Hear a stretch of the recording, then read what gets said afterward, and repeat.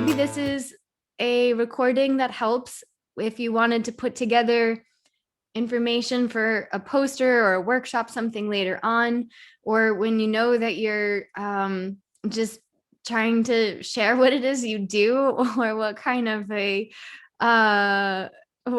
service you're offering with these sessions, or in what way you might speak about it.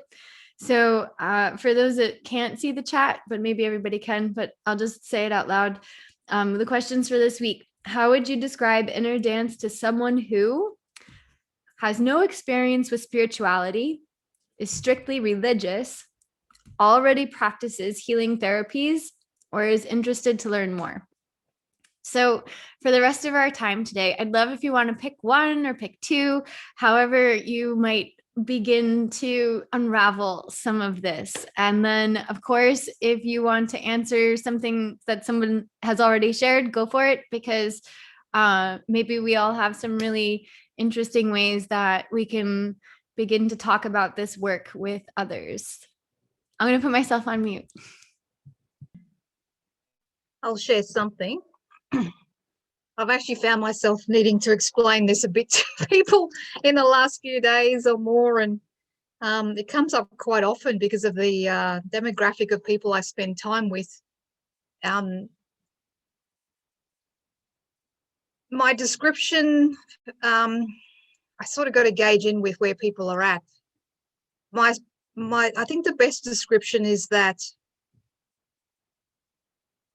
you know, that feeling when suddenly everything feels right within yourself and you sort of feel like you're connected and a part of the whole, something along those lines. And then also someone who has no experience with spirituality, I would say, well, it's just your connection with God. You're just connecting back up, because a lot of us sometimes that connection is broken and we forget what we're doing here. Most of the time my conversation is pretty generalized when I go to answer questions like this. I'd also probably say describe inner dance in the same way for someone who's strictly religious. I would actually just bring it into effect. It's your connection with God's source, however that it is that they describe, and it's also like being in that state of prayer where you're connecting and listening, you know, with a higher power. I usually like to use the word higher power because that seems to resonate across all demographics without offending anyone.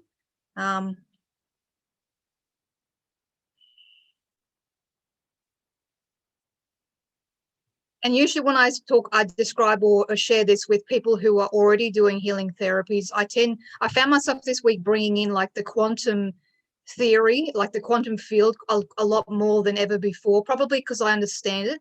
And I'm referencing the torus as well, as being like the centralized pillar of, you know, energy and form, and really pretty much the structure of this reality. So, but then I also found that I sort of lost people sometimes too because they didn't know what that was. But there is an interesting alignment that I've noticed has happened in all of the work that I've ever been drawn to, everything I've ever studied, all goes back to the unified field and frequency. So mostly I bring in, when I'm describing it, it's aligning with your own frequency. And I have a friend that sells these electromagnetic radiation harmonizers. And I met him about 12 years ago at a Mind Body Spirit Festival. And his product neutralizes all radiation. And I didn't know what that meant until I actually utilized one of his products. And when I met him, he was in the infant stages of really launching out to the public. And him and I just became like instant friends, like he was a buddy. And I'm like, you're a star, brother. I've known you before, because I was so comfortable with him so instantly. And when he did a reading for me, because he's like a geomancer, he did a reading for my house and the grounds. And he identified so many like radiation flows and frequency. And he talks about birth spots and death spots, and how come sometimes you can stand in one place and feel utterly sick, like you want to throw up out of nowhere, and then you can stand in another spot and feel so energized and so alive.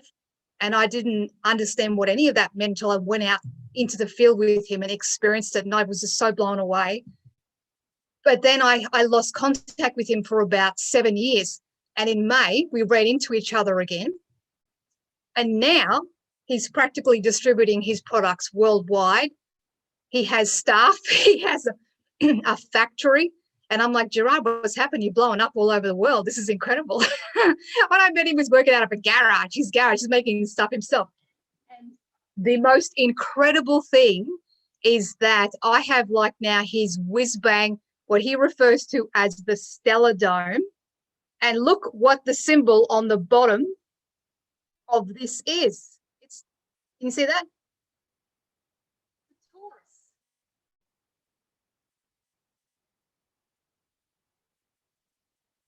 And I was like, holy shit, this is the same pattern he's used the whole time I've known him. And it just keeps appearing everywhere. Everything is so connected.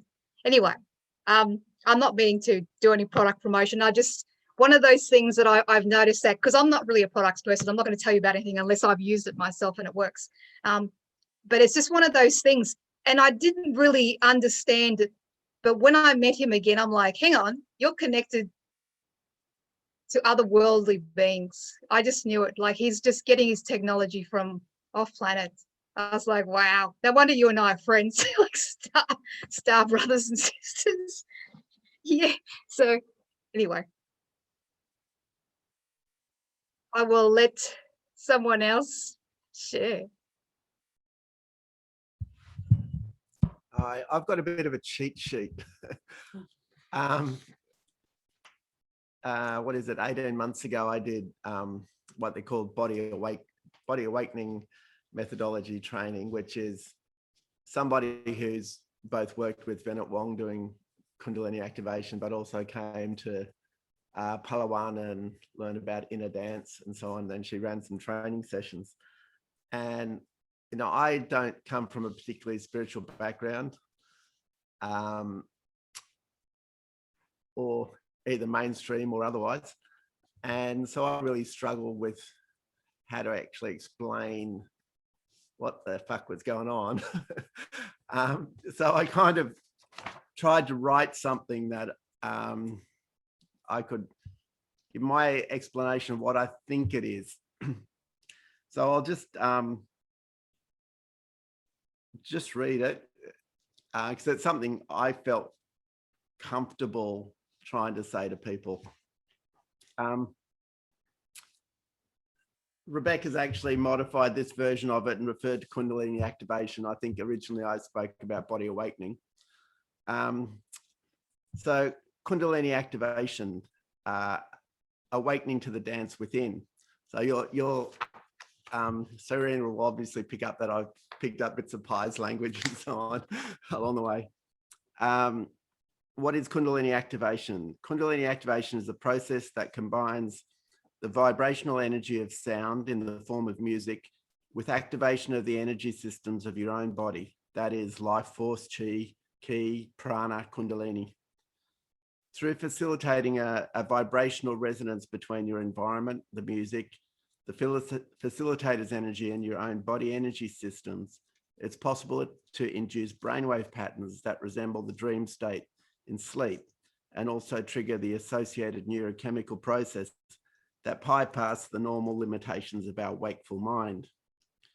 During a Kundalini activation session, you can experience an altered state, which has been called conscious trance or dreaming awake. You're awake and fully conscious, and you're able to observe and or stop your experience, but your mind and or body will be on its own journey. The music playlists are intentionally structured to support this transition into dreaming awake. In this state, there can be an experience of expanded awareness and altered consciousness.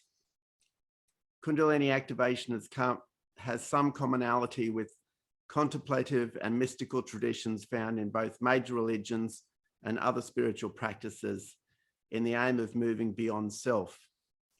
It also draws on learnings from other energy work. The process of inner dance developed by Pi and contemporary scientific understanding of neurological structures and processes and the nature of consciousness. But there are still many unknowns and much mystery. No particular religious or spiritual belief is necessary to benefit from Kundalini activation, although the underlying assumption of the process is that there is a single source, a universal energy and consciousness, of which everyone and everything is ultimately an expression, and which connects all things. Kundalini activation is about finding your own inner dance with this source energy.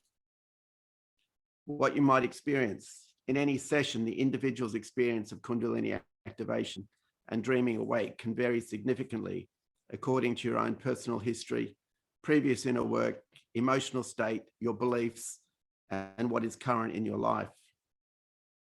Also, what is current for you in life. During a session, participants may undergo emotional or stress release, have sensory experiences or vocalize, have spontaneous physical movement, including kriyas, asanas, mudras, experience spiritual insight, or find a deep inner stillness. The basic belief principle behind Kundalini activation is that whatever you experience in a session is exactly right for you in that moment.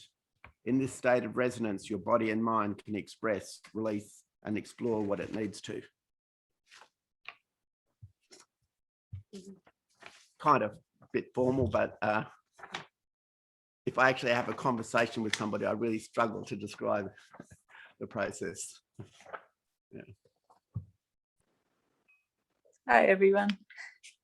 Yeah, it's a really, really good question, or set of questions. I've been struggling for ways to explain what this is to people for years now. And I think a lot of times I've failed dismally. But I feel like I have got a lot better at it. And I think it comes down to coming up with a completely new way of describing it, depending on who I'm speaking to, finding a language that matches where they're at, and keeping it simple. So I normally go with the kind of waking dream model. I explain to people that this is a way of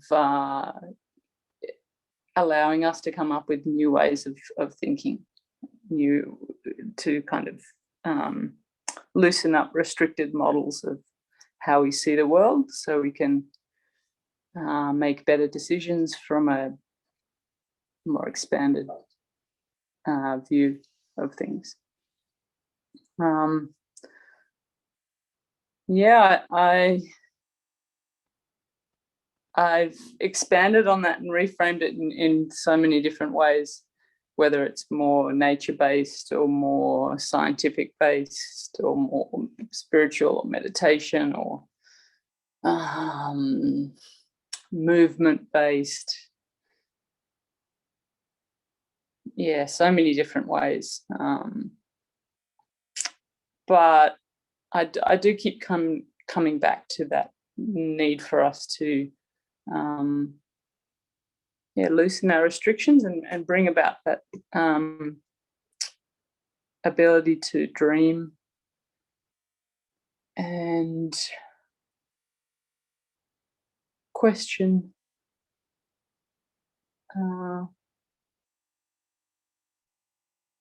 from a deeper place. I'm just really quickly going to have a look at the questions again. That sort of address what you asked. Describe your dance. Yeah, so I think you can describe it without speaking about spirituality or religion or any practices. From coming back to that, how do we solve problems from, how do we gain new insights to what we're facing? Why does that person have that conversation with you in the first place if they're if they've asked me the question, if they're having that conversation, then there's a reason they're curious. And I kind of, that's the angle that I want to start with, you know, where is their curiosity, and where are they willing to take that if they lay down. And I think safety is a really big thing, making someone feel safe, and then you're going to kind of, you know, rock the boat a bit. So how much you rock it and how safe they feel is it's like a little game. Yeah. So that's Richard, I loved what you read. That sounded far more articulate than what I've just said, but I do have lots of different ways of wording it. And I guess I'm not particularly articulate when I'm on Zoom. I think this space makes me tend to ramble a little bit. So hopefully there was something constructive in what I just said. Yeah, so I'll pass it over to whoever. I'll go. Yeah, I feel like you, Kitty. In loads of ways, I'm not so articulate. I'm not who I am on Zoom at all. It's weird. And also, when I speak to people about Innerdance, I have no idea what I say to them. I tell them what they want to know, I guess, usually, right how I normally do things.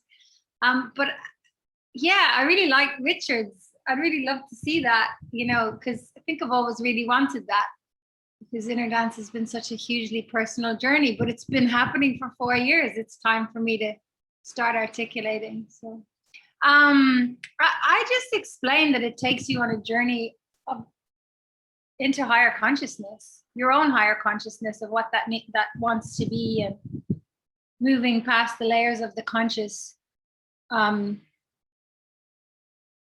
accessing those very deep layers within you. It's all about layers, really, to bring you on a journey that allows the body to express its wisdom as it needs to be expressed, with no real story in place, just that which needs to be expressed in whichever moment that occurs.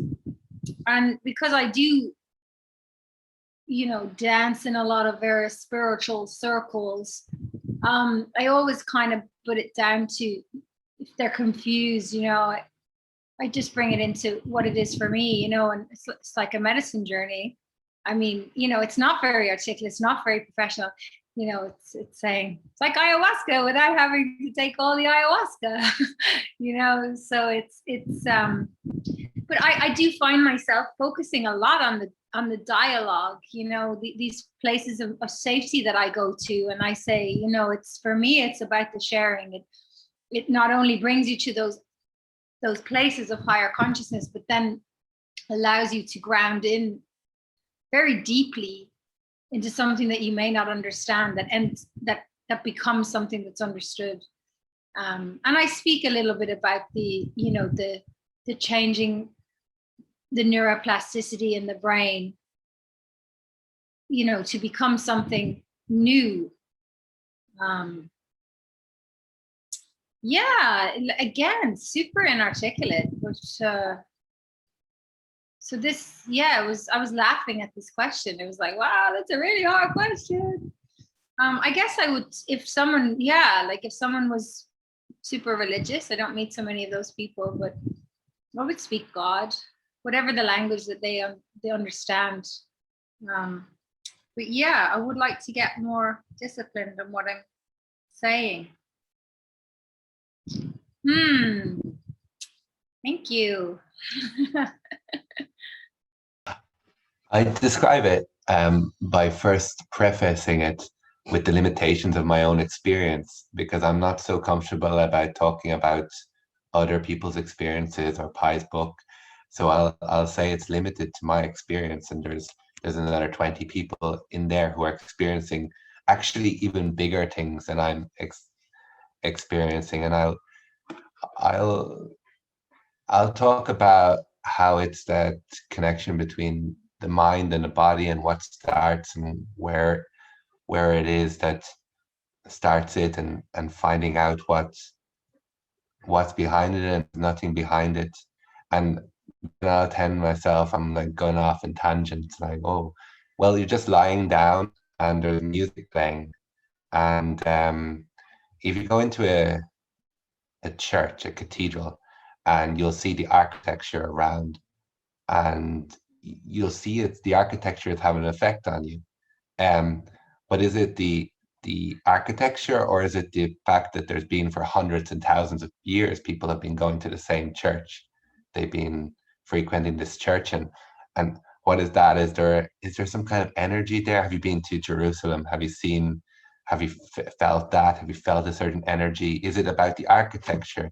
And I will say that maybe the architecture is the music, and then there's something else there that's been passed on from one to another, and I am taking a small part of that to represent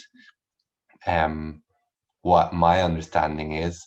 But there's another 30, 100, how many different experiences of it out there. You're lying down on your mat. You're lying down on your mat, and it's like a meditation, but it's an active meditation that you are somehow part of, more than a meditation, because in a meditation you are concentrating on something like breathing, but here you're focusing on everything and nothing, and there's no instruction in this, just to stay with it for the hour. In a meditation, there's an instruction to focus on the breath, or focus on something, but here you're focusing on something that you are also, in that focusing on, you are part of. And already realizing that I'm saying too much to explain it, because that's like, this is my opinions about it, my beliefs, and they are limiting in their way. That would be what I say right now, but it changes all the time. Thanks. I'm not using a lot of words normally. So I'm definitely looking where the person is already. And I think it was a person who has some experience in healing things. So I would probably try to find out what's her experience with healing, and then try to connect to that in a way, opening up. And yeah, I'm not often putting it on a spiritual or on a religious level, because that's that's really tricky here in Italy. So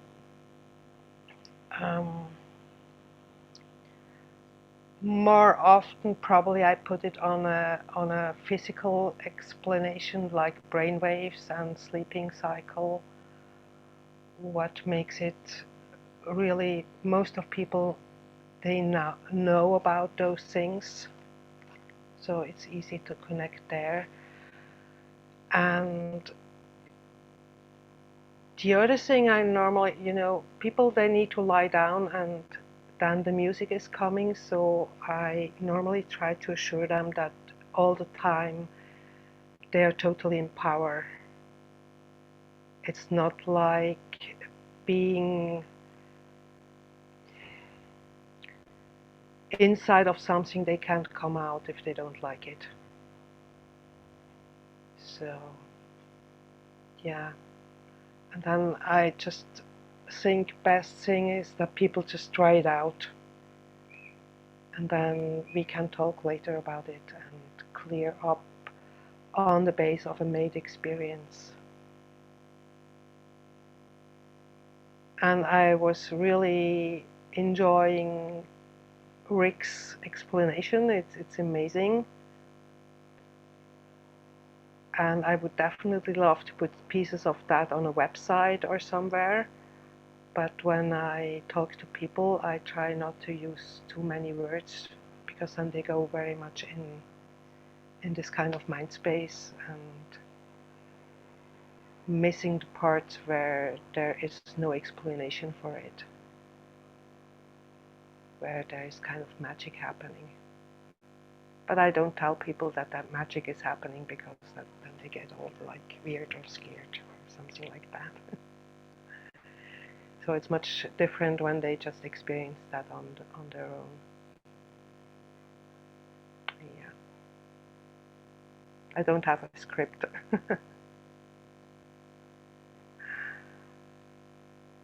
Yeah, that's all. How I describe it, I've never had to deal with somebody who's strictly religious. I just haven't, I don't come across people like that. But for the other ones, basically how I explain it is that it's a journey via sound where people enter into an expanded state of consciousness. And in that expansion, there's something that is different from our normal waking consciousness. And once we're in this expansive state, anything can come in. It can be body-based. It can be sensations in the body of vibration or electricity. It can also be authentic movement, so shaking or really beautiful flowing movements that are not directed by the conscious mind. There can also be insights and traveling either into the future or into the past, where people can connect to different sort of types of energies. But also there's also the possibility of people connecting more deeply to their own memories of their own lives and their own experiences, so that there can something be looked at. But in that, there's trust that whatever rises up is what needs to be looked at in that journey.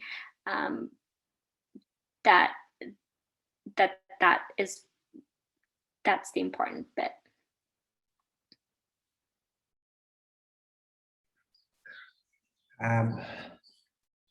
Have explained or tried to explain inner dance or tell the story of inner dance to so many people and from different background, and what I noticed is the description is very contextual. I think I'm in a part of the narrative or of the trying to explain. I'm in the part now where I don't hold to any particular meaning anymore, where I allowed the amorphous property of the experience translate itself in the moment of the question, when it's being asked, when it's when there's a curiosity, it would tell itself, and I'm always reprising how it would come up. I don't particularly ask this kind of question in a way that, are you religious or are you, I don't see it. I don't see it. It just came out. It just come up in a way that in a manner where it feels like the inner dance itself is telling its own story by the inquiry itself, and that the experience of telling the explaining how is it is really reflecting the property of what is inner dance in a way. So yeah, I guess that's how it is for me now. It's not about the it anymore. It's not about how is it. It's not, it is, it is,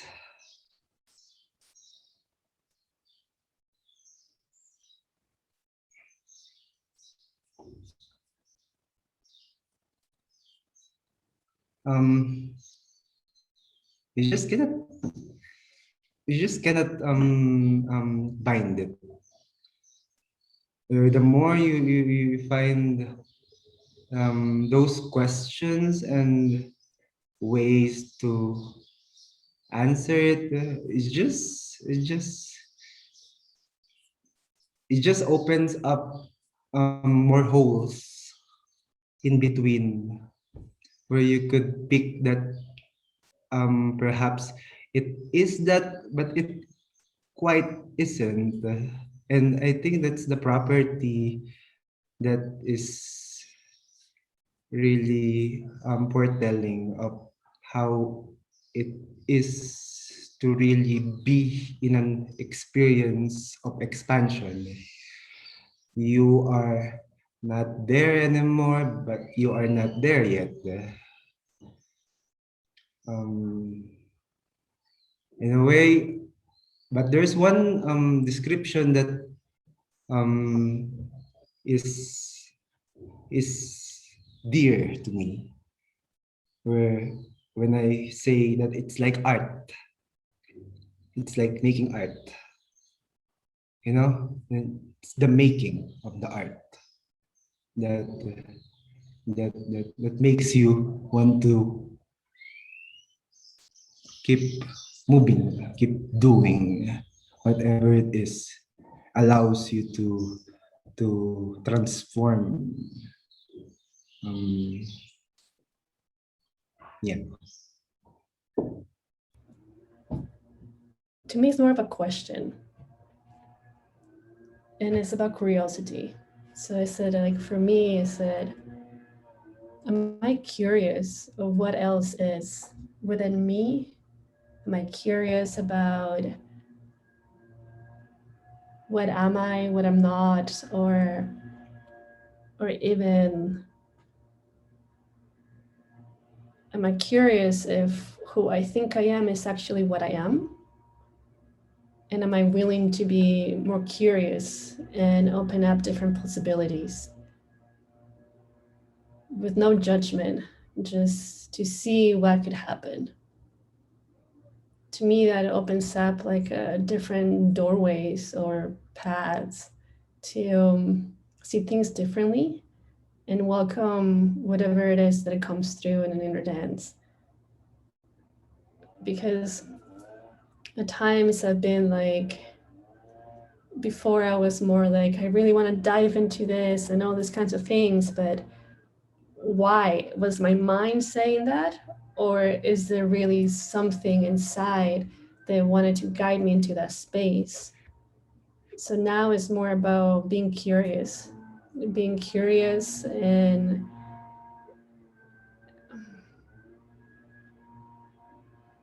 like a child. When a child really like looks at something and is like, what in the world is this? And is like completely curious about how his fingers or her fingers are moving and just how it actually functions and just see what else can be perceived through that curiosity rather than saying, this is how it is. Yeah, thank you. Yeah, I wanted to say that maybe for me, always the first thing that comes to mind is that it's like a dream. So it's like a dream, and then you wonder, is it real? Is it not real? What happened? Do I interpret it? Do I not interpret it?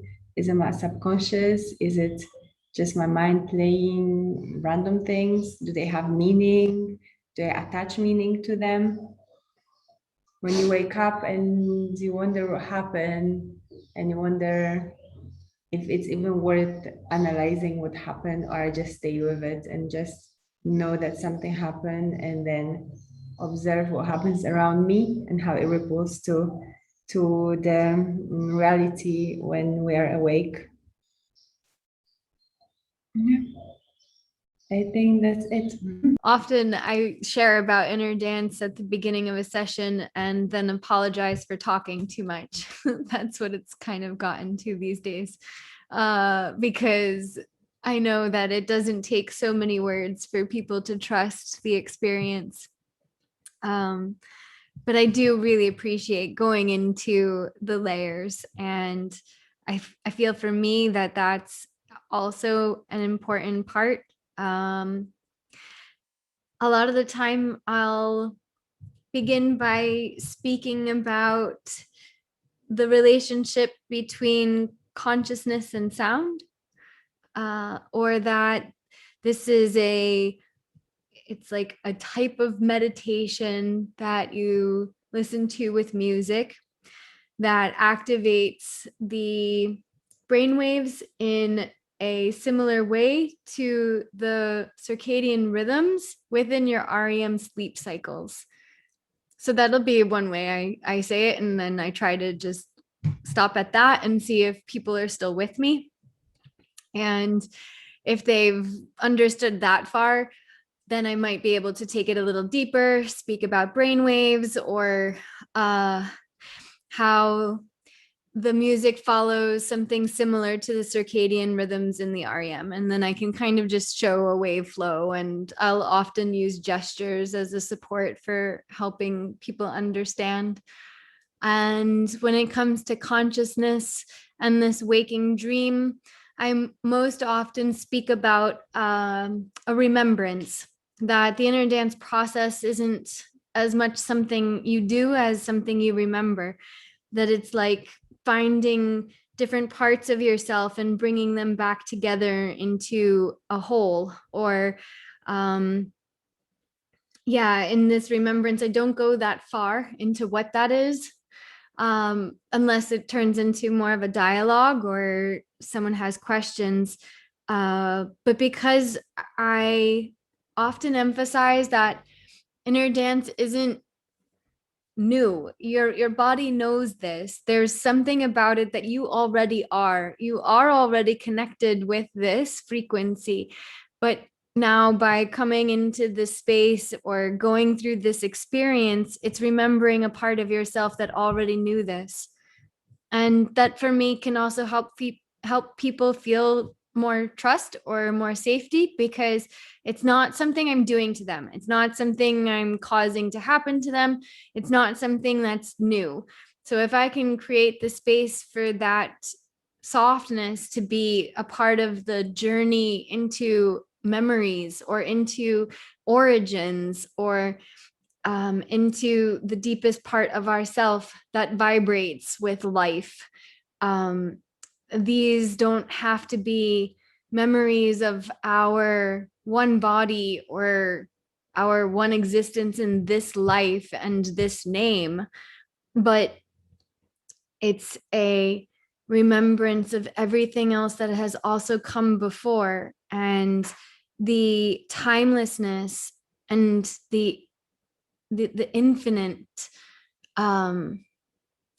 potential or relationship that we have with everything that is. And for me, that feels like a returning home.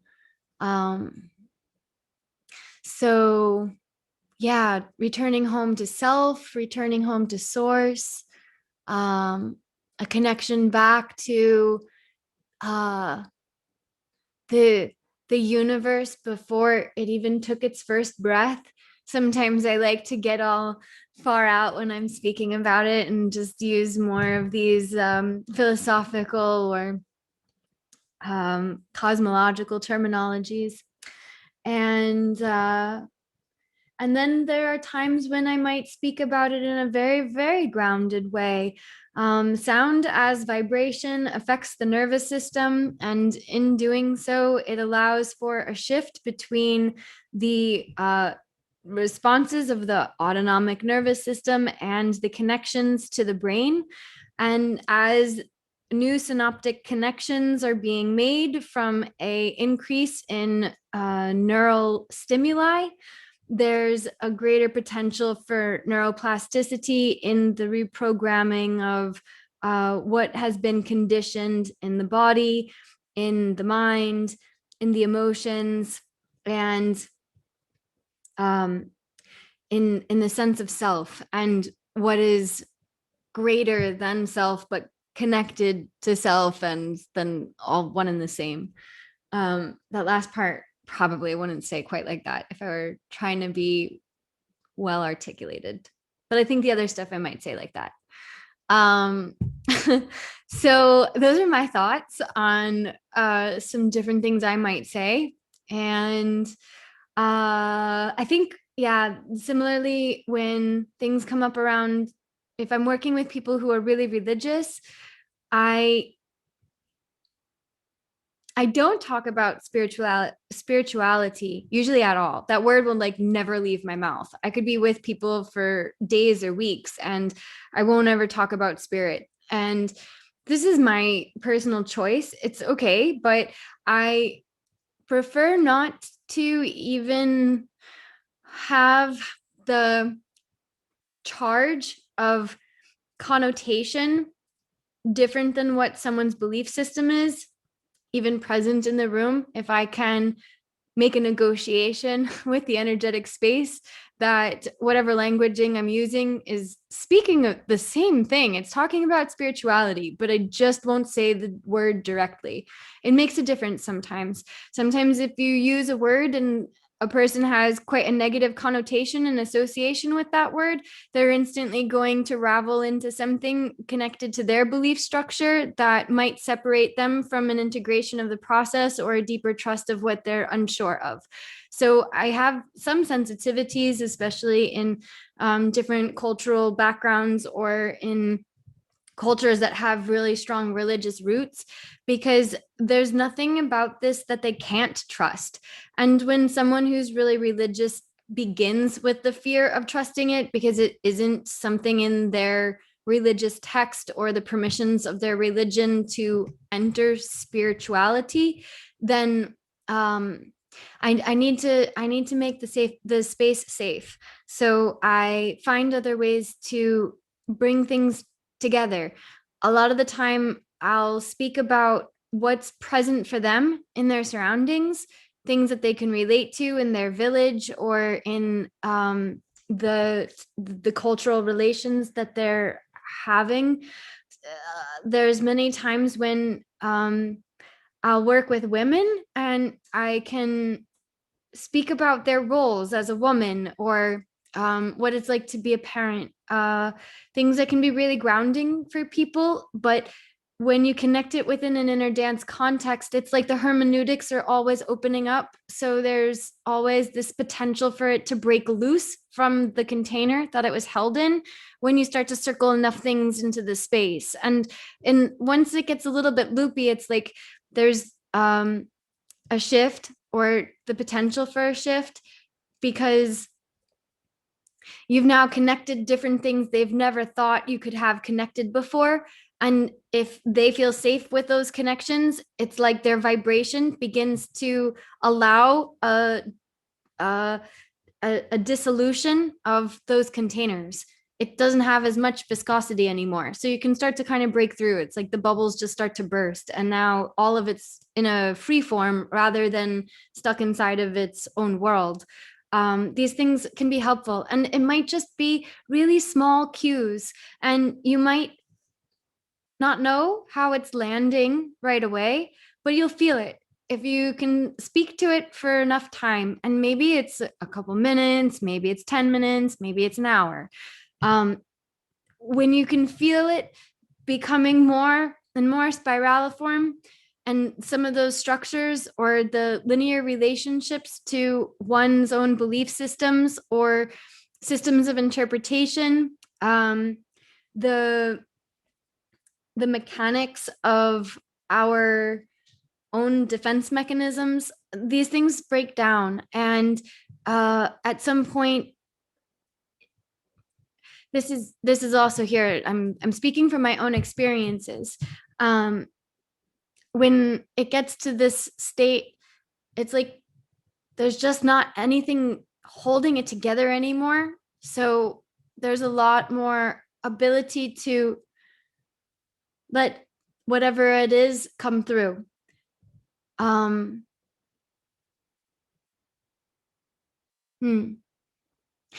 found that in places where it might seem almost impossible in some ways to bring about an inner dance process, or when there really is a lot of density. I know I've been in some really dense places at times and have shared this work. So a lot of it does have to do with the dialogue, I find, in order to see the room itself, experiencing itself as the inner dance. And I think that's connected to how Peter was explaining it. The room itself becomes the inner dance.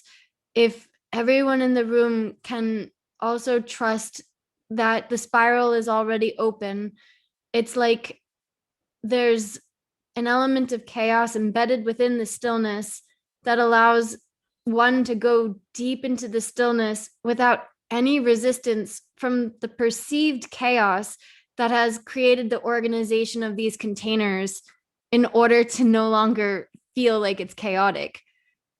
We do this. It's a part of our psychological nature. So this is one way I've been holding things. I know that's probably really confusing, and I'm sorry if it didn't make a lot of sense. But I'm hoping that, especially if you find yourself working with a group or working with individuals, it doesn't matter. But there are certain blockages or elements of fear that make it hard for trust to be present. That the more you find the connection within the languaging you choose to the vibrational frequency that you're actually tapping into from behind or underneath, or like in the foundations of the words that you use, there's a charge, and it doesn't come from the same place as just speaking. It's like you are the remembrance of the vibration behind, underneath, or moving through these words, and it starts to open things up. It's very natural for me. It's not something I've really tried, but the more I've witnessed over the years how it happens, how fast it happens, how frequently it happens, and just how little there is to do, the more I know that even when I sound really strange to people at times, there's a way that this does something. And we've seen it before many times when perhaps me or Pi or someone else who speaks in spirals a lot, when we begin to speak, it's like sometimes people are already in the inner dance, and it's not specifically because they're listening to our words word for word, but there's a way in which the words are also the frequency. So see what it might mean for you to just play around with this, and as you find your way into the flow, there's so many ways that the flow will speak through you. And I think that's how Kitty and Susie were also sharing that, it depends who you meet and who you're speaking with. When you can tap into the person's energy and you find those resonant places where you're sharing a dialogic exchange and something is emerging, when you can speak to that emergent potential, the words just kind of come and they make sense. And you might not know you're going to speak these things before you're in the moment, but then the moment knows what it's already speaking and the words might just come through. So these are just some thoughts and reflections from me.